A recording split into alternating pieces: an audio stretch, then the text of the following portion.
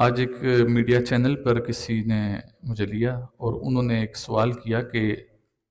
حرام اور حلال کیا ہوتا ہے، حرام اور حلال رزق کی بات کی۔ تو میں ضروری سمجھتا ہوں کہ میں نے وہاں پر اگر بیان دیا تو آپ لوگوں کو بھی گوش گزار کر دوں۔ یہ جان رکھیے کہ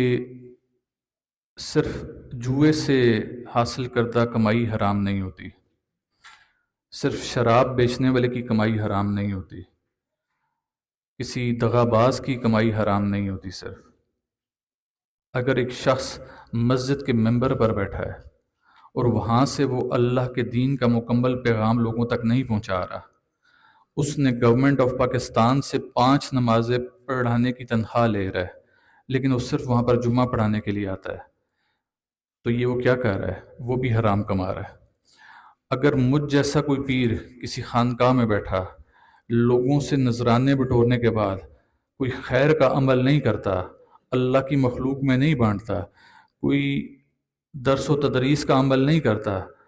ایسی تبلیغ نہیں کرتا، تو اس کا مطلب ہے کہ جو نذرانے وہ لے کر اپنے یا اپنے بچوں پر لگا رہا ہے وہ بھی حرام کما رہا ہے۔ اسی طرح اگر کوئی شخص ڈاکٹر کے پیشے سے ہے، وہ مسیحا ہے، لوگوں کے علاج معالجے کے لیے، لیکن وہ کسی شخص کو جب کوئی ڈائگنوز کرتا ہے بیماری، اس میں مبالغہ آرائی کرتا ہے، کوشش کرتا ہے کہ میں زیادہ سے زیادہ اس کے ٹیسٹ کرا لوں،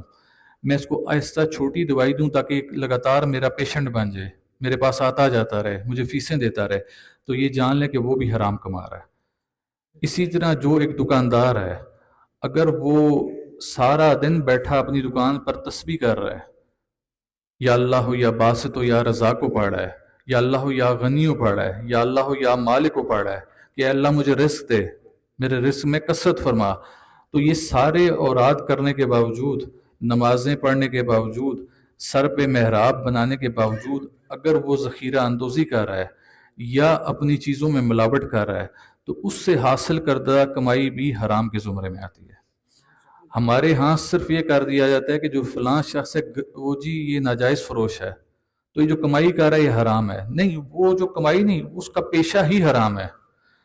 لیکن جو مسجد کے ممبر پر بیٹھ کر تنخواہ لے رہا ہے اس کی بھی کمائی حرام ہو جاتی ہے۔ لہٰذا جو بھی احباب کسی بھی پیشے سے منسلک ہیں، میرے سمیت، ان کو چاہیے کہ اپنی کمائیوں کا ذریعہ دیکھیں۔ تو لہٰذا جو حلال پیشوں سے بھی منسلک ہیں، جو شخص نوکری کر رہا ہے، کسی جگہ پہ چوکیداری کر رہا ہے، وہ مالک سے آنکھ بچا کر 8 گھنٹے کی ڈیوٹی ہے 7 گھنٹے کرتا ہے اور 1 گھنٹہ کسی کے ساتھ ملی بھگت سے لکھوا کے آ جاتا ہے، اپنے تئیں بڑا تیر مار لے گا، لیکن جان لے کہ جو تنخواہ ملے گی اس میں بھی حرام کا حصہ شامل ہوگا۔